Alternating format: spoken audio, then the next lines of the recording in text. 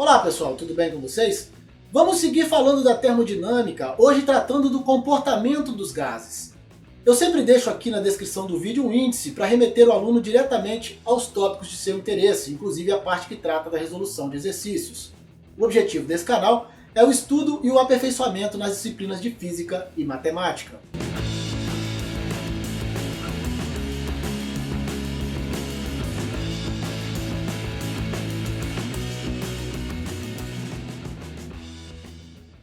Pessoal, nós já falamos muito dos sólidos e dos líquidos. A partir de agora vamos falar do comportamento dos gases, começando por entender o que vem a ser o mol e a massa molar.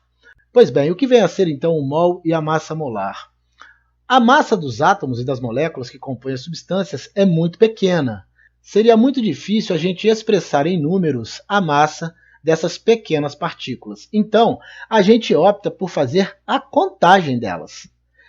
A gente sabe também que não é possível contar essas partículas uma a uma, então a gente estabelece um conjunto de partículas. Esse conjunto é chamado de mol e dentro dele existem 6,023 vezes 10 a 23 partículas, seja átomos ou moléculas. Dito de outro modo, um mol de partículas, ou seja, um mol de moléculas ou um mol de átomos, vale 6,023 vezes 10 a 23 partículas. O número 6,023 vezes 10 a 23 é chamado de número Avogadro e é representado por Na. O número Avogadro, que é igual a 6,023 vezes 10 a 23 partículas por mol, também pode ser escrito 6,023 vezes 10 a 23 mol elevado a menos 1. A massa molar de um elemento é a massa de um mol de átomos desse elemento. É possível a gente obter a massa molar tomando-se a massa atômica do elemento e substituindo a unidade de massa atômica, que aqui a gente está chamando de U, pela unidade grama por mol. Isso é muito comum. A gente pode citar, por exemplo, o alumínio, que tem a massa atômica aproximadamente de 27 unidades. Então a gente pode dizer que a massa do elemento alumínio é igual a 27 gramas por mol. Isso equivale a dizer que em 27 gramas de alumínio há 1 mol de átomos de alumínio e que em 54 gramas de alumínio há 2 mols de átomos de alumínio. Tudo que foi dito sobre os átomos do alumínio vale também para moléculas. É o caso de substâncias compostas, como a água, a amônia ou o cloreto de sódio. Considerando que em uma amostra de um elemento ou de uma substância existem N mols de átomos e que M é a massa dessa amostra, a gente calcula a massa molar dividindo a massa da amostra pelo número de mols.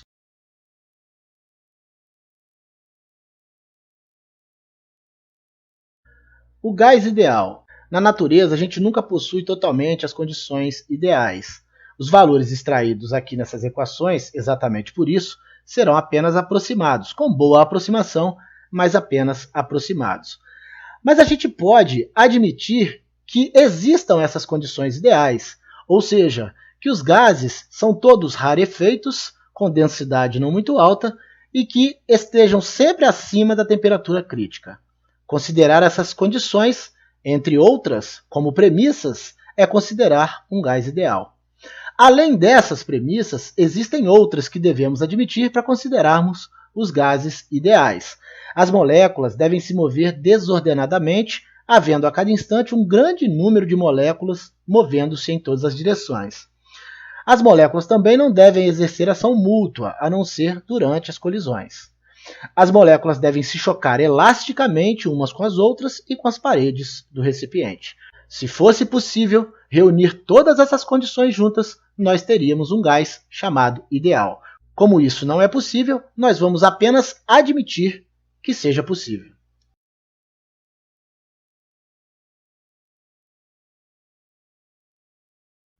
A lei de Boyle. Boyle, além de físico, era um exímio químico e chegou às suas conclusões fazendo o seguinte experimento. Ele pegou um tubo em U, deixou um dos lados aberto à pressão atmosférica de 76 centímetros de mercúrio e vedou o outro lado, aprisionando um gás com mercúrio, fazendo com que o mercúrio ficasse nivelado dos dois lados do tubo. Ele mediu 30 centímetros a coluna de gás aprisionado. Colocando um pouco mais de mercúrio, ele percebeu que havia um desnível em relação à coluna de mercúrio de 38 centímetros. Medindo a coluna de gás aprisionado, ele anotou 20 centímetros. Ainda sob pressão atmosférica, aumentando ainda mais o mercúrio, ele mediu um desnível da coluna de mercúrio, dos dois lados do tubo, de 76 centímetros. Também medindo o gás aprisionado, ele percebeu que a coluna de gás agora tinha 15 centímetros. Fazendo as anotações, ele percebeu o seguinte: quando a pressão era a pressão atmosférica, ou seja, 76 centímetros de mercúrio, ele mediu um volume de 30 vezes A. A é a área da seção do tubo. Quando ele aumentou em 36 centímetros de mercúrio a coluna de mercúrio, obtendo uma pressão de 114 centímetros de mercúrio, o volume diminuiu para 20 vezes A. Com mais um pouco de mercúrio, a pressão foi para 152 centímetros de mercúrio. Ele percebeu o volume do gás diminuindo ainda mais para 15 vezes a área. Boyle percebeu que o produto da pressão pelo volume era constante. Ou seja, se nós multiplicarmos 76 vezes 30A, 114 vezes 20A ou 152 vezes 15A, obteremos para todos esses produtos 2.280A. Como é de conhecimento de todos, Boyle também sabia que ao comprimir um gás, a temperatura do gás aumenta, e por isso ele esperava o sistema entrar em equilíbrio para fazer as medições, mantendo sempre a temperatura constante. É muito comum os físicos fixarem uma das três grandezas relacionadas aos gases, pressão, volume e temperatura, com a finalidade de estudar a variação das outras duas. O experimento realizado por Boyle e suas conclusões o levaram a enunciar a famosa lei de Boyle, que diz que para uma determinada massa de gás mantida a temperatura constante, o produto da pressão pelo volume é sempre constante. Dito de outro modo, a pressão na condição 1 vezes o volume na condição 1 é igual à pressão na condição 2 vezes o volume na condição 2, que é igual à pressão na condição 3 vezes o volume na condição 3, que é constante. A gente vai ver mais à frente que essa constante enunciada por Boyle depende da temperatura e do número de moléculas do gás. Uma outra maneira da gente enunciar a lei de Boyle é dizer que numa transformação isotérmica, ou seja, temperatura constante, sofrida por certa massa de gás, a pressão e o volume são inversamente proporcionais. Dizer que a pressão e o volume são inversamente proporcionais é dizer que a pressão 1 vezes o volume 1 é igual à pressão 2 vezes o volume 2, exatamente como vimos no slide anterior. Numa transformação isotérmica, o gráfico da pressão em função do volume é uma hipérbole chamada isoterma. Aqui nós temos uma isoterma e aqui duas isotermas. A diferença de temperatura, aqui nós temos a temperatura 2 maior que a temperatura 1, afasta a isoterma dos eixos. É o que está dizendo aqui. Para uma mesma massa de gás, quanto maior a temperatura, maior será o produto da pressão pelo volume, e mais afastada dos eixos a isoterma estará.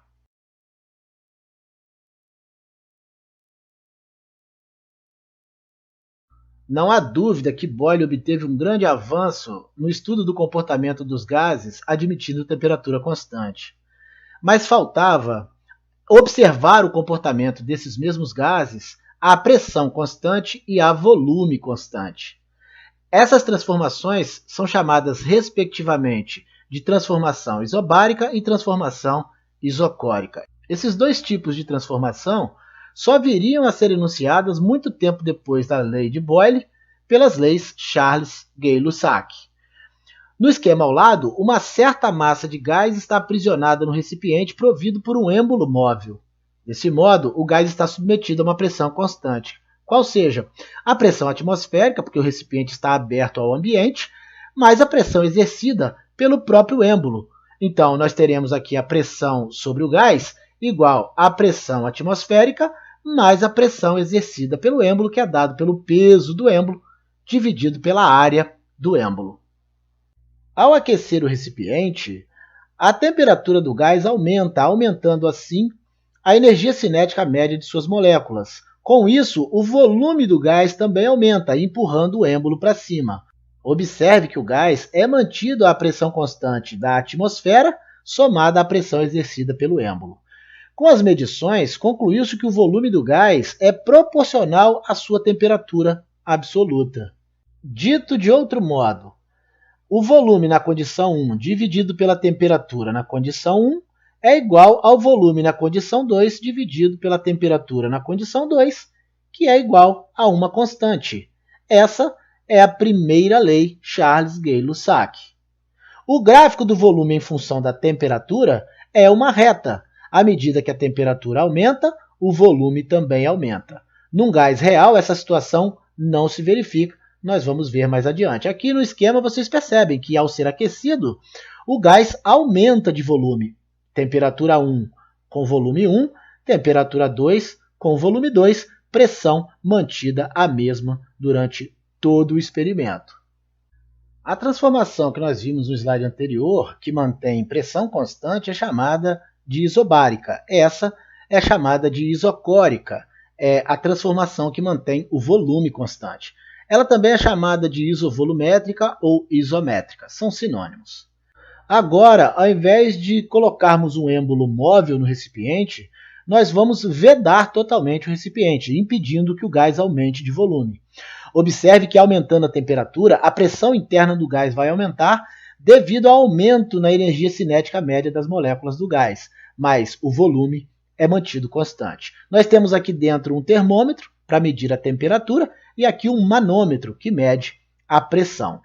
Como eu disse anteriormente, o aumento de temperatura provoca um aumento na energia cinética média das moléculas do gás e, com isso, aumenta o choque dessas moléculas com as paredes do recipiente, aumentando assim a pressão do gás, mas sempre mantendo o volume constante. Os experimentos com a transformação isocórica levaram os físicos a concluir que a pressão do gás é diretamente proporcional à sua temperatura absoluta.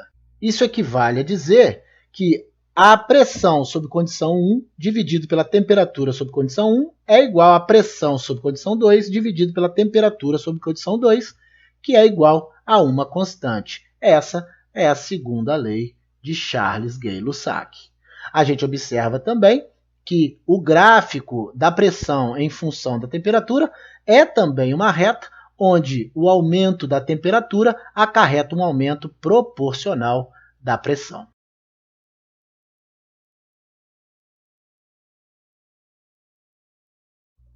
Depois do trabalho de Boyle, Charles e Gay-Lussac, Lussac percebeu que poderia juntar as três leis em uma única lei que hoje é chamada de Lei Geral dos Gases. E ela diz que a pressão 1 vezes o volume 1 dividido pela temperatura 1 é igual à pressão 2 vezes o volume 2 dividido pela temperatura 2, que é igual à pressão 3 vezes o volume 3 dividido pela temperatura 3, que é igual a uma constante. A gente observa, olhando a Lei Geral dos Gases, que ela abrange as outras três leis. Ou seja, na transformação isotérmica, como a temperatura é igual, eu posso simplesmente, simplificando as temperaturas, excluir os denominadores, ficando com P1 vezes V1 igual a P2 vezes V2, lei de Boyle. Na transformação isobárica, como eu tenho pressão mantida constante, eu posso simplificar uma pressão com a outra e eu obtenho o volume 1 dividido pela temperatura 1 igual ao volume 2 dividido pela temperatura 2, primeira lei de Charles-Gay-Lussac.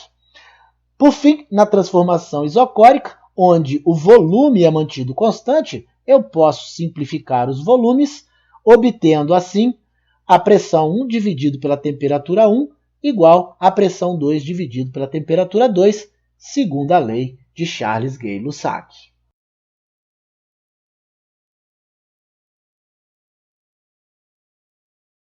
Vamos falar da equação de Clapeyron.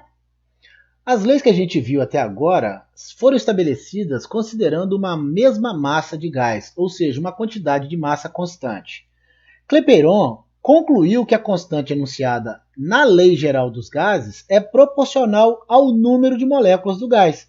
Ou seja, a pressão vezes o volume dividido pela temperatura, que é a constante da Lei Geral dos Gases, é igual a R vezes N, onde N é o número de mols de moléculas do gás e R é uma constante que tem o mesmo valor para todos os gases. Por esse motivo, R é chamado de constante universal dos gases ideais. A equação acima pode ser reescrita de outro modo, passando o T para o outro lado da igualdade. Ficaremos com a pressão vezes o volume é igual ao número de mols vezes a constante universal dos gases ideais vezes a temperatura. Concluímos com isso que a lei de Boyle, as leis de Charles Gay-Lussac e a lei geral dos gases são casos particulares da equação de Clapeyron. Isso porque as três leis consideram N constante, ou seja, o número de mols do gás o mesmo. A unidade de medida da constante R, a constante universal dos gases ideais, vem da própria equação de Clapeyron. Na prática, a gente trabalha com pressão em atmosferas e o volume em litros. Experimentalmente, chegou-se ao valor de 0,082 atm vezes litros por mol e Kelvin, para o valor da constante universal dos gases ideais. Como no SI temos pressão em Pascal e o volume em metro cúbico, e 1 atm é igual a 1,01325 Pascal, e 1 litro é igual a 10 elevado a menos 3 metro cúbico, a igualdade fica com R aproximadamente 8,31 Pascal e metro cúbico dividido por mol e Kelvin. Mas como a gente vai ver adiante que o produto Pascal vezes metro cúbico é igual ao Joule, a gente vai ter que a constante universal dos gases ideais é aproximadamente 8,31 joules por mol e Kelvin.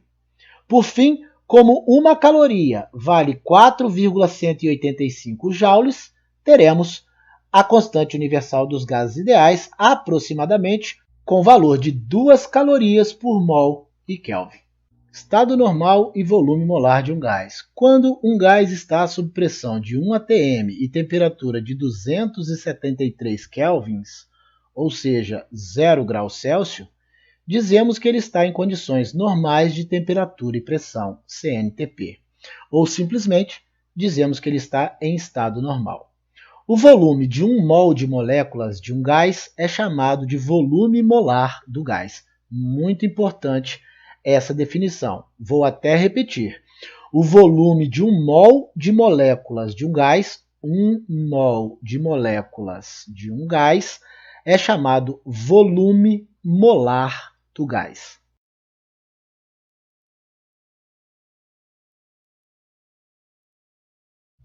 Nós já vimos no estudo da hidrostática que a densidade é igual à massa dividido pelo volume.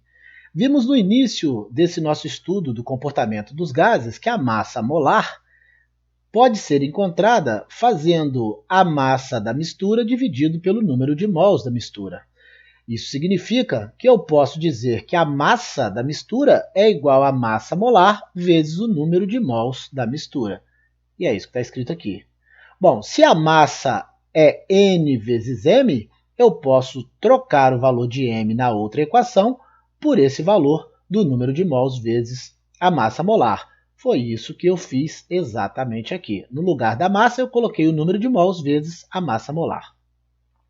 Como na equação de Clapeyron nós temos PV igual a nRT, isolando N, eu posso ter N igual a PV dividido por RT, onde P é a pressão, V é o volume, R é a constante universal dos gases ideais e T é a temperatura.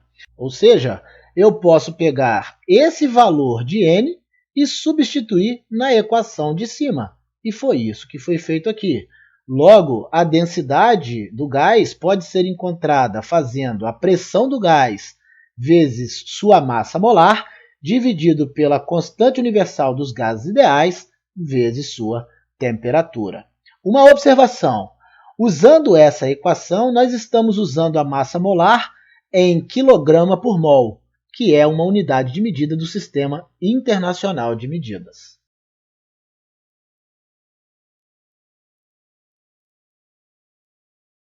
Antes de começarmos a falar propriamente dito da teoria cinética dos gases, vamos ver dois conceitos de extrema importância para a compreensão dessa parte da matéria.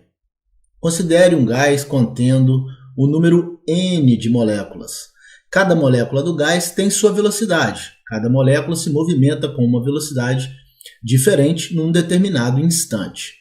Para calcularmos a velocidade média do conjunto de moléculas, basta fazer uma média aritmética dos módulos das velocidades, ou seja, somar as velocidades de cada molécula e dividir pelo número de moléculas.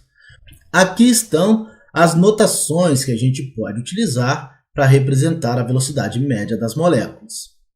Se a gente fizer a média aritmética dos quadrados dessas velocidades, ou seja, elevando as velocidades das moléculas ao quadrado e dividindo pelo número de moléculas, a gente vai obter o que a gente chama de velocidade quadrática média, sendo representada por VQM.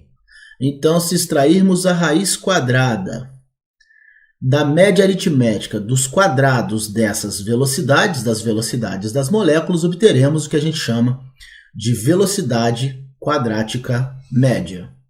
É possível demonstrar que a velocidade quadrática média é igual à raiz quadrada de 3 vezes RT dividido por M, onde M é a massa molar, T é a temperatura e R é a constante universal dos gases ideais. É isso que está escrito aqui. M é a massa molar do gás, R é a constante universal dos gases ideais e T é a temperatura. Lembrar que a massa molar, para utilizar essa equação, deverá estar em quilograma por mol, medida do Sistema Internacional. Energia cinética de um gás ideal. A gente pode calcular a energia cinética de um gás ideal fazendo 3 meios vezes nRT, onde N é o número de mols de moléculas, R é a constante universal dos gases ideais e T é a temperatura.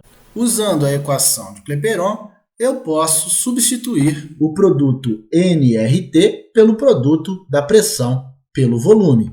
E foi isso que eu escrevi aqui. Então, nós já temos duas maneiras para calcular a energia cinética de um gás ideal. A gente pode fazer 3 meios vezes o número de mols de moléculas, vezes a constante universal dos gases ideais, vezes a temperatura, ou podemos fazer 3 meios vezes a pressão do gás, vezes o seu volume.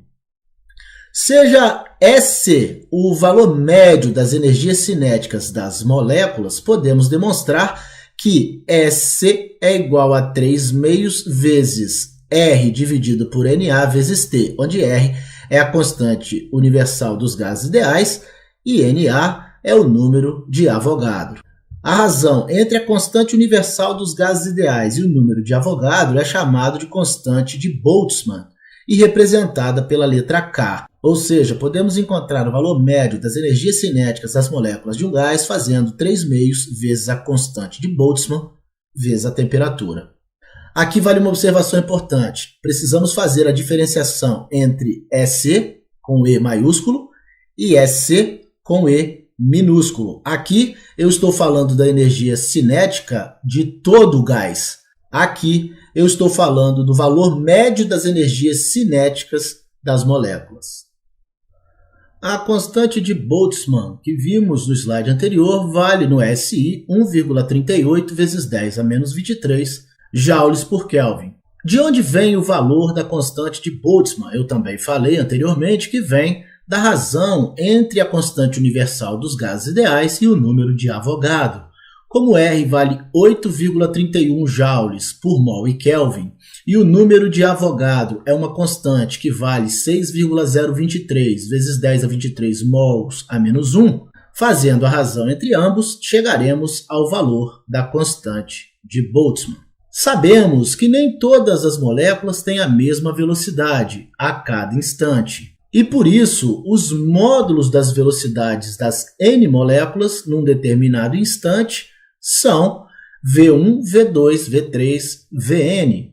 Em outras palavras, cada molécula do gás tem sua velocidade própria num determinado instante. Por isso, o valor médio das energias cinéticas das moléculas pode ser dado por essa equação. E de onde vem essa equação? A gente viu no estudo da mecânica que a energia cinética é meio vezes a massa vezes a velocidade ao quadrado.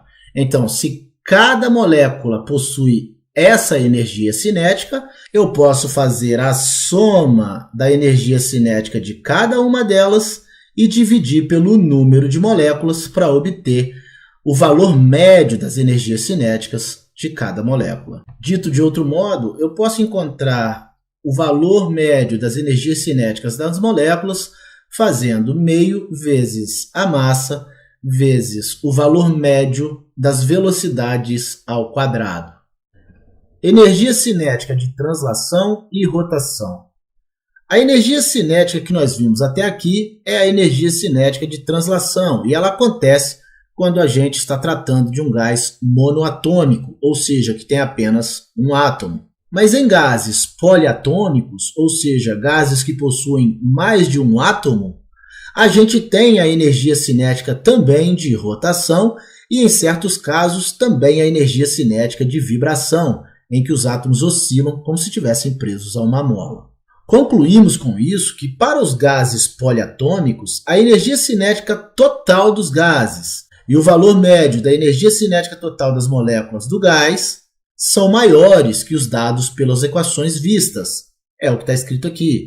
A energia cinética total do gás, no caso de um gás poliatômico, é maior do que a energia cinética total do gás, no caso de um gás monoatômico. O mesmo acontece com o valor médio, das energias cinéticas das moléculas do gás. Mais adiante a gente vai ver esses casos. Por ora, basta saber que, se um problema se referir à energia cinética sem ser específico, ele estará falando da energia cinética de translação. Distribuição das velocidades das moléculas. O valor da velocidade quadrática média é um valor médio. A cada instante, temos muitas moléculas com velocidades superiores e inferiores a esse valor. Obviamente, é um valor médio apenas. Maxwell obteve uma equação que determina quantas moléculas se movem em cada velocidade v. A partir dessa equação, Maxwell obteve o gráfico abaixo. A gente percebe no gráfico que a velocidade quadrática média é um pouco maior que a velocidade média das moléculas. Já a velocidade mais provável, chamada de VMP, corresponde ao pico do gráfico. E é com essa velocidade que a maioria das moléculas se move. Maxwell também nos mostrou uma forma para se calcular a velocidade média das moléculas e a velocidade mais provável das moléculas, utilizando a constante universal dos gases ideais, a temperatura e a massa molar dos gases. Quais sejam? A velocidade média das moléculas é a raiz quadrada de 8RT dividido por π vezes m. E a velocidade mais provável é a raiz quadrada de 2RT dividido por m. Como já sabemos que a velocidade quadrática média é dada pela raiz quadrada de 3RT dividido por m, podemos relacionar a velocidade média à velocidade quadrática média e também a velocidade mais provável à velocidade quadrática média.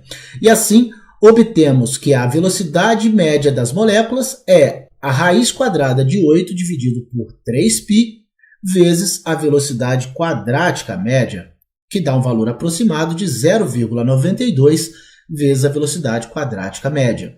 Também podemos afirmar que a velocidade mais provável é a raiz quadrada de 2/3 da velocidade quadrática média, o que dá um valor aproximado de 0,82 vezes a velocidade quadrática média. Os gases na atmosfera terrestre.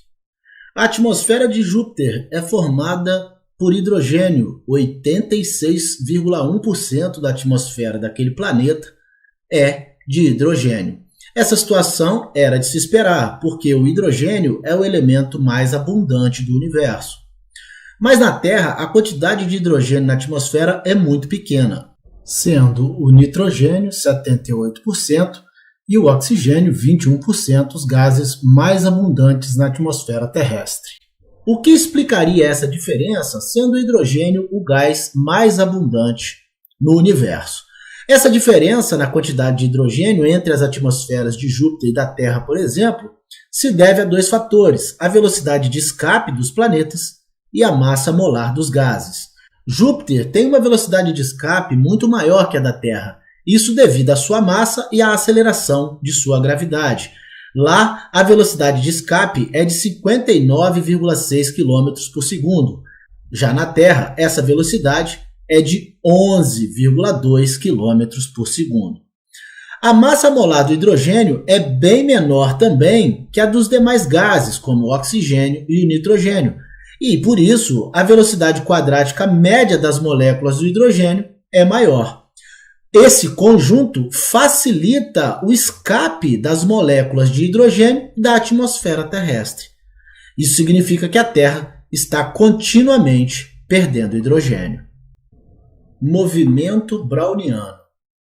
No início do século passado, alguns biólogos, observando grãos de pólen em contato com a água, perceberam que esses grãos executavam um movimento como se estivessem nadando na água.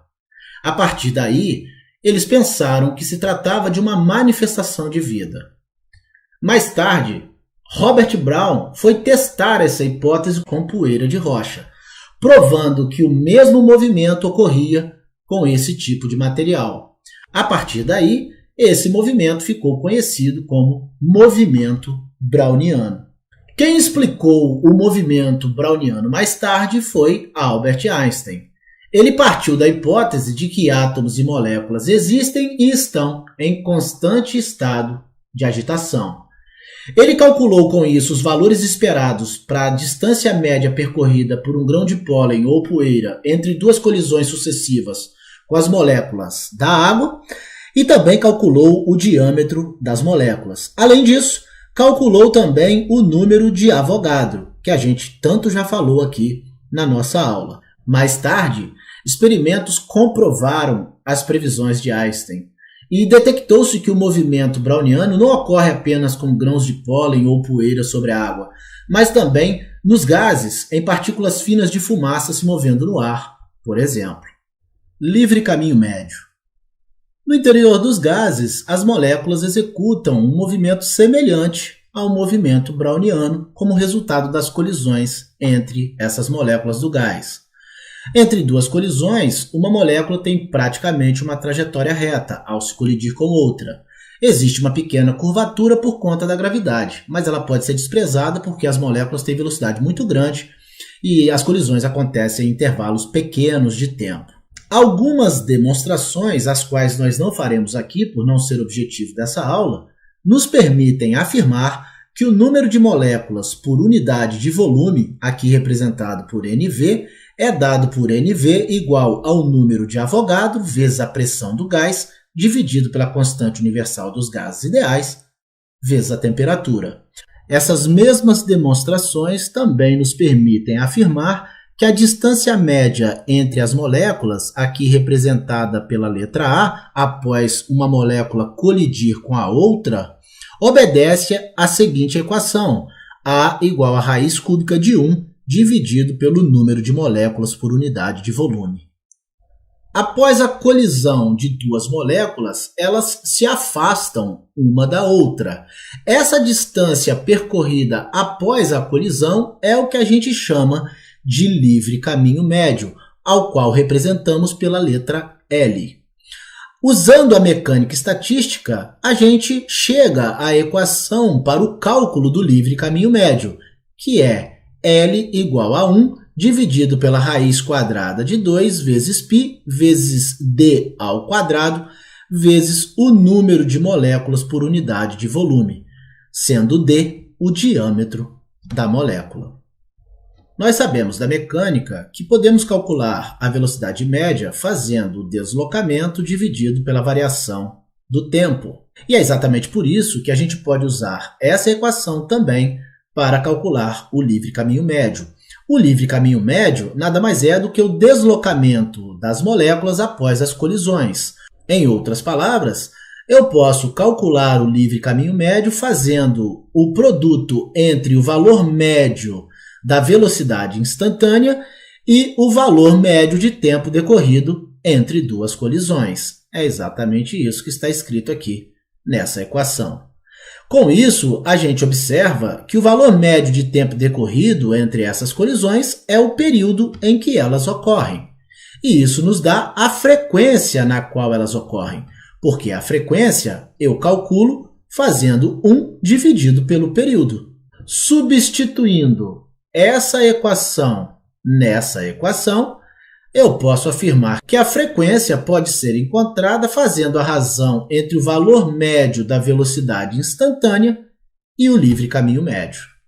No nosso próximo encontro, nós vamos terminar o estudo da termodinâmica falando das máquinas térmicas e dos processos de funcionamento dessas máquinas. Eu aguardo vocês, um grande abraço a todos e até a próxima!